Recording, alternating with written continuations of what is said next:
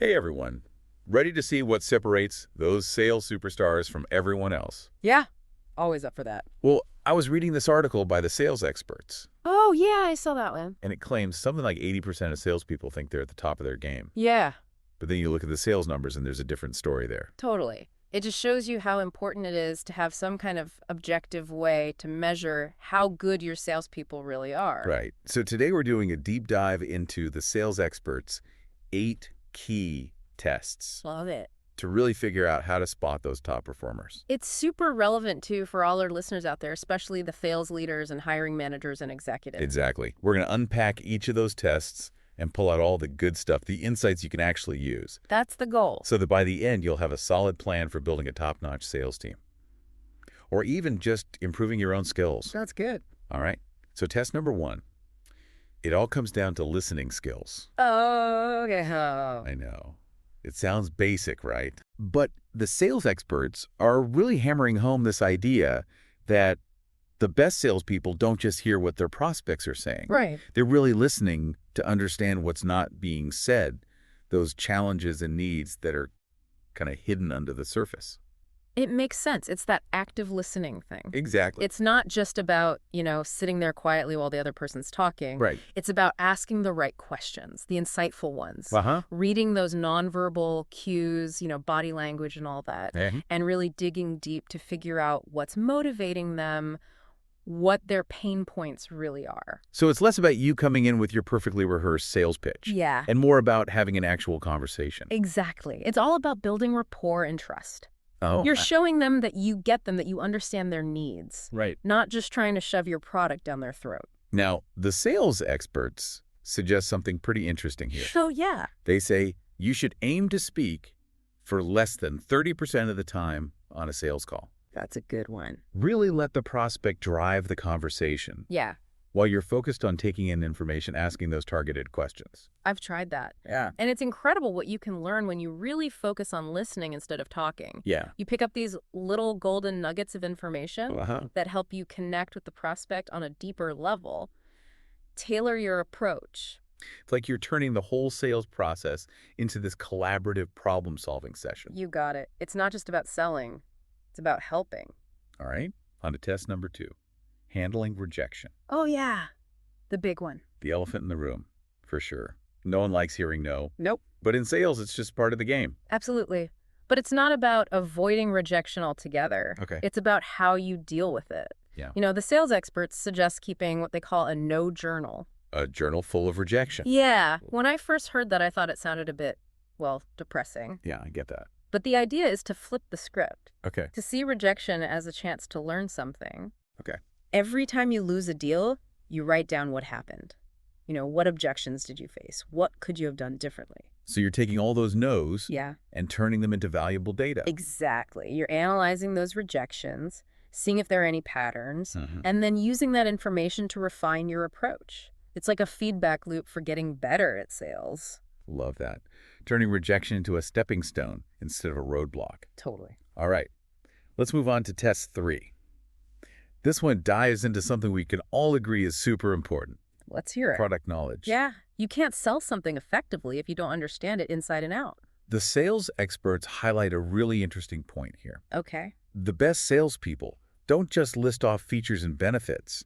They connect those features to the customer's actual pain points. They become problem solvers. Yes, exactly. And the sales experts have a challenge for us. Ooh, I love a good challenge. Can you explain your product's value in 30 seconds? Okay. Without using any jargon, to someone who's never heard of it before? Yeah. It's harder than it sounds. That's a great exercise. It forces you to really boil down your product's value proposition. Yeah. To think, what problem does this actually solve for my customer? And how can I say that in a way that anyone can understand? And I bet doing that exercise can be really eye-opening. For sure. You might realize you've been relying on industry jargon or getting lost in the technical details Right. without actually communicating the core value of what you're selling. Happens all the time. Yeah. But when you can articulate that value clearly and concisely, Yeah. it builds credibility, shows you're an expert, Okay. and ultimately helps set your product apart from the competition. All right, test 4 is all about walking that fine line Okay. between persistence and being annoying. Uh-huh. We all know follow-up is key in sales. For sure. But there's a real art to it, right? Absolutely. The sales experts put it perfectly. You want to stay on their radar without becoming a nuisance. So how do we find that sweet spot? It's about being strategic, adding value with each interaction. Okay. Think about it. Are your follow-up messages just generic reminders? Yeah. Or are you offering something valuable? Insights, resources, case studies tailored to their specific needs. So instead of just saying, hey, just checking in, Right. you're giving them something that shows you've been listening. Yeah. That you're genuinely invested in helping them find the right solution. Exactly. And I think the sales experts have a great suggestion here. Audit your follow-up messages. Okay. Take a hard look at them and ask yourself, if I were the prospect, would I find this valuable? Would this make me more likely to respond? And if the answer is no, Then it's time to switch things up. okay, test 5 brings us to something that's become even more important in sales today. What's that? Building relationships. Yeah, it's not just about closing deals anymore, is it? It really isn't. It's about building those genuine connections, fostering trust, becoming a trusted advisor to your prospects. It's about playing the long game. I like. The sales experts suggest something I hadn't really thought about before. Okay. Reaching out to past customers. Yeah. Not to try and sell them something new, Okay. but just to check in, offer support, nurture that relationship. I think that's brilliant. It's so easy to get caught up in chasing new business that we forget about the people who have already trusted us. Reaching out just to say hi, see how they're doing, Right. offer a helping hand. It can really go a long way. It solidifies those relationships, Yeah. turns customers into advocates. And I bet those authentic connections lead to repeat business referrals, a stronger network overall. Absolutely. It's about creating a win-win. Okay, on to test 6. This one highlights the importance of continuous learning. Always learning. Something we talk about a lot on this show. Yeah. But it's especially important in the fast-paced world of sales, right? The sales landscape is constantly changing. New technologies, new strategies, new customer expectations popping up all the time. Right. So the sales experts are right. Yeah. If you're not actively learning and adapting, you're falling behind. No. They suggest setting aside time each week to expand your sales knowledge. Oh. Could be reading books, listening to podcasts like this one, of course, Of course. attending webinars, even just having conversations with mentors. How do you stay ahead of the curve? For me, it's all about hearing different perspectives. Even the experts I don't completely agree with always have something valuable to teach me. And then there's mentorship. Nothing beats being able to pick the brain of someone who's been there and done that. It's like having a roadmap for navigating this ever-changing world of sales. I like that. Okay. Let's move on to test 7. This one focuses on something that's become increasingly tough in today's world of distractions. Okay. What is it? Time management. Ah, yes. Time is a salesperson's most valuable asset, wouldn't you say? Couldn't agree more. And the sales experts really emphasize the importance of ruthlessly prioritizing your leads. Yeah. Focusing on those high-value activities, eliminating the stuff that just wastes time. Working smarter, not harder. Exactly. Yeah. And they have a challenge for us. Track your time for a week. Oh, wow. Analyze how you're spending each hour of your workday. See where those inefficiencies are sneaking in. Interesting. I've done that before. Mm-hmm.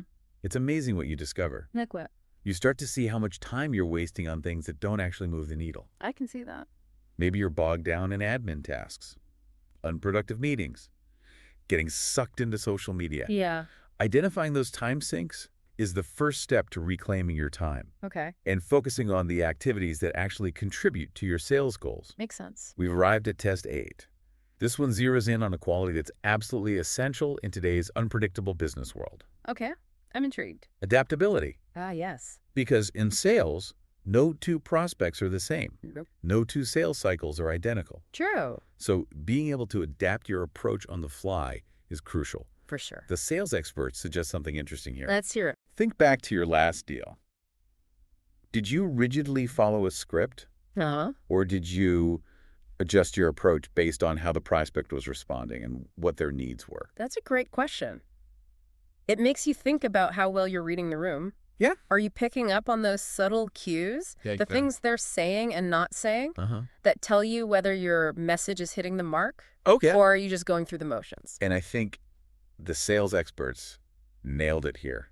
How so? The best salespeople are masters of adaptation. They're flexible, creative, Yeah. always willing to pivot when they need to. It's about recognizing that the sales process is more like a dance than a monologue. I like that. You have to be in sync with your partner, responding to their lead, adjusting your steps accordingly. So we've covered the first 8 tests, That's a lot. but before we jump into even more actionable insights, Okay. let's take a quick break. We'll be right back to unpack the next set of tests and figure out how you can apply these principles to build a truly high-performing sales team. Sounds good.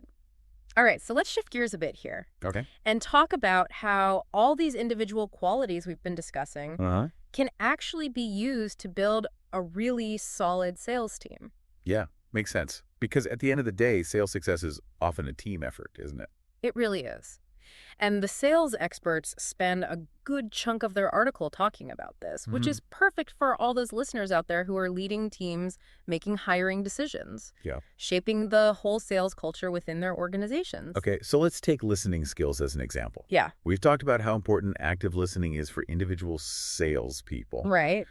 But how can we make that a core value within a team? It's a good question. Because you can't just tell people, hey, listen better, right? It has to be more intentional than that. It does, so much more. It starts with hiring. Yeah. When you're interviewing people, how do you figure out if they're actually good listeners? It's not always something you can just see on a resume. No, it's not. You have to look for those subtle clues, Oh. like their work experience or the way they communicate during the interview. Exactly. Have they had jobs that required strong people skills? Right. Do they ask good questions? Do they seem genuinely interested in understanding your perspective? Okay. And once you've got your team in place, how do you create that culture of active listening? That's where leadership comes in. Yeah. Sales leaders have to set the example. Okay. They need to be present in conversations, ask clarifying questions, Mm-hmm. really show that they value their team members' input.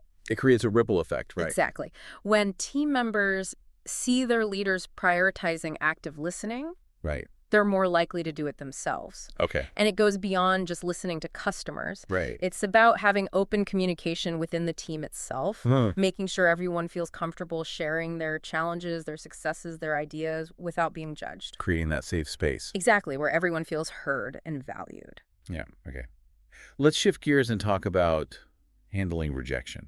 We talked about how individuals can turn rejection into a learning opportunity. Right. But how do we help our teams bounce back from those inevitable no's? I think it starts with creating a culture where it's okay to fail. Okay. If people are afraid to take risks because they might get in trouble or made fun of, Right. they'll never push themselves or reach their full potential. It's about celebrating the effort, not just the outcome. Exactly. Acknowledging that setbacks are going to happen, Uh-huh. but it's how we respond to those setbacks that really matters. So how do we do that? How do we create that kind of environment? One way is to encourage the team to analyze their lost deals together. Okay. Create a space where they can openly talk about what happened. Yeah. Identify patterns, brainstorm ways to improve their approach. So it becomes a learning experience for everyone. Exactly, not a blame game. And I bet that fosters a sense of camaraderie, For sure. Everyone's in it together. right? Learning from each other's experiences. Yeah. It's about fostering a growth mindset, embracing challenges as opportunities to learn and develop. Okay. Let's talk about product knowledge. Yeah. We know it's crucial for individual salespeople, Yeah. but how do we make sure our whole team has a deep understanding of our products or services, especially in today's world where things are getting more and more complex? It starts with providing comprehensive training and ongoing professional development opportunities. All right. And I'm not just talking about a one-time product overview. Okay. It's about investing in training programs that are engaging, interactive, and tailored to different learning styles. Makes sense. What else? Encourage shadowing opportunities Okay. where newer team members can learn from the more experienced salespeople. Peer-to-peer learning. Exactly. And I think it's also important to create that culture of continuous learning. Uh-huh. Encourage your team to stay updated on industry trends, what the competition is doing, new product development. It's about fostering a curiosity mindset, Yeah. encouraging them to be lifelong learners. Absolutely, because the sales experts say what worked yesterday might not work today. Right. The sales landscape is constantly evolving. We've got to evolve with it. Okay. Let's talk about persistence versus pestering.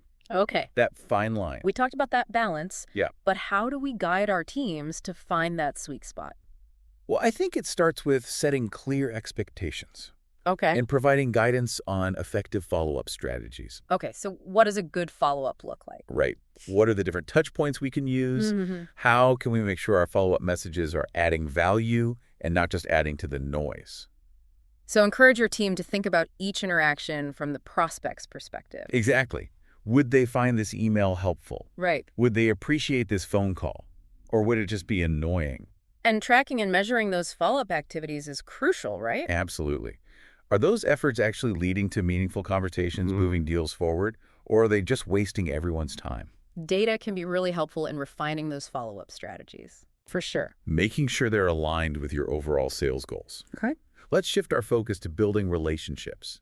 How can we create a culture of relationship building within our sales teams? It's about changing the mindset Okay, from closing the deal to building the relationship. I like that. And that starts with leadership. Sales leaders need to show the value of genuine connections with customers, not just treating them like transactions. It's about going beyond the sale, showing genuine interest in their success. Exactly. Celebrating their wins, offering support during tough times, becoming a trusted advisor they can rely on. And I think it's also important to recognize and reward those relationship-building behaviors within your team. Yes, absolutely. Celebrate the team members who go above and beyond to nurture those customer relationships. Right. Make it clear that you value those efforts just as much as you value closing deals. It sends a powerful message. It does. It shows that you're not just focused on the bottom line, Right. but on building lasting relationships that benefit everyone. Okay, let's talk about continuous learning on a team level. Yeah. How do we create a culture where everyone's committed to ongoing professional development, especially when everyone's already so busy? One way is to make learning a regular part of your team meetings. Okay. Dedicate some time each meeting to discussing a new sales strategy, sharing industry best practices, even having guest speakers from other departments. That's a great idea. Great. Keeps things fresh, encourages knowledge sharing, creates a shared learning experience. Exactly. And I think it's also important to encourage team members to attend industry conferences, workshops, webinars. Right. Give them a budget for professional development. Okay. Make it clear that you support their growth. Because at the end of the day, investing in your team's development is investing in your company's success. Exactly. Okay. Let's turn our attention to time management. We know it's crucial for individual salespeople, but how can we help our teams manage their time effectively? Especially when they're juggling multiple accounts, deadlines, all these competing priorities. Well, one key is to give them the right tools and resources. Okay. Things like CRM systems, project management software, Right. even simple time trapping tools that help them see how they're spending their time and figure out where they can improve. It's about streamlining their workflow, eliminating those time-wasting tasks as much as possible. Exactly. And I think it's also important to set clear expectations around time management. Okay. Define priorities, set deadlines, hold people accountable. Right. But at the same time, we have to recognize that everyone manages their time differently. Of course. Some people thrive on structure and schedules. Others prefer more flexibility. That's true. The key is to create a culture where everyone feels empowered to manage their time effectively Yeah. and maximize their productivity in a way that works for them. Because ultimately it's about achieving those sales goals, not just putting in the hours. Exactly. Yeah. Okay, finally, let's talk about adaptability on a team level. How can we create a culture where everyone's comfortable with change and able to pivot when they need to? Because in sales, like in life, the only constant is change. It really is. And the sales experts offer some great advice here. Oh, yeah. It starts with fostering that growth mindset within the team, Okay. embracing challenges as opportunities for learning and growth, Right. not seeing them as threats, Okay. and encouraging open and honest communication between team members. Yeah. Create a safe space for them to share their ideas, concerns, suggestions. It's about creating a culture where feedback is welcomed and valued. Exactly, because the best ideas often come from unexpected places. That's true. And I think it's also important to be transparent with your team about changes that are happening within the company or the industry. Yeah. The more informed they are, the better equipped they'll be to adapt and navigate those changes. So we've explored these 8 key qualities of successful salespeople, both individually and as a team. We have. We've seen how important it is to not only hire for these qualities, but to create a work environment that nurtures and reinforces them. And we've touched on some practical strategies for developing these skills within your sales teams, Right. creating a culture of excellence and driving sales success. But let's pause here for now. We'll be right back to wrap up our deep dive and leave you with some actionable takeaways to boost your sales success. Welcome back to our deep dive into the Sales Experts 8 Key Tests for Sales Success. We've covered so much ground. From those individual skills like active listening and handling rejection to building a team culture where continuous learning and adaptability are just part of who you are. It's been a really fascinating conversation. I think we've uncovered some truly valuable insights here for all those sales leaders, hiring managers, and anyone out there who's looking to really level up their sales game. Totally. But before we wrap things up, let's try to distill all this information into a few key takeaways for our listeners. Great idea. Yeah. Let's start with this. The sales experts are really hammering home this idea that sales success these days, it's not just about closing deals. It's so much more than that. Yeah, it's about building those relationships, solving problems, and becoming a trusted advisor to your prospects. Absolutely. And those relationships, they're built on a foundation of trust, empathy, and genuine connection. Exactly. Which is why those skills like active listening and being able to handle rejection gracefully are so crucial. They're not just soft skills. They're the foundation for building long-term success. And it's not just about individual skills either. Right. To build a truly thriving sales team, you need to create a culture that supports these qualities. So true. It's about building an environment where continuous learning is encouraged, where rejection is seen as a chance to learn, and where adaptability is a strength. So for all those sales leaders, hiring managers, and executives out there, what's the one thing you should take away from this deep dive? I'd say the biggest takeaway is this. Sales success, it's not just about hitting your quota, it's about building a sustainable, thriving business where both you and your customers win. And that means investing in your team, developing those essential skills, and fostering a culture of excellence. It's about moving away from that sell-at-all-costs mentality. Right. And instead focusing on building genuine relationships that benefit everyone involved. And remember, these qualities, they're not something you're born with. Okay. They can be developed, nurtured, and strengthened over time. With the right guidance, support, and a commitment to continuous improvement, anyone can achieve sales success. Exactly. So as we wrap up this deep dive, we want to leave you with this challenge. What one thing will you commit to changing this week to become a better salesperson or build a stronger sales team? Will you dedicate more time to actively listening? Will you start a no journal to learn from your rejections? Will you invest in professional development opportunities for your team? The choice is yours. But remember, the journey to sales excellence, it starts with a single step. Take that step today and watch your sales success soar. Until next time, keep diving deep and keep striving for greatness.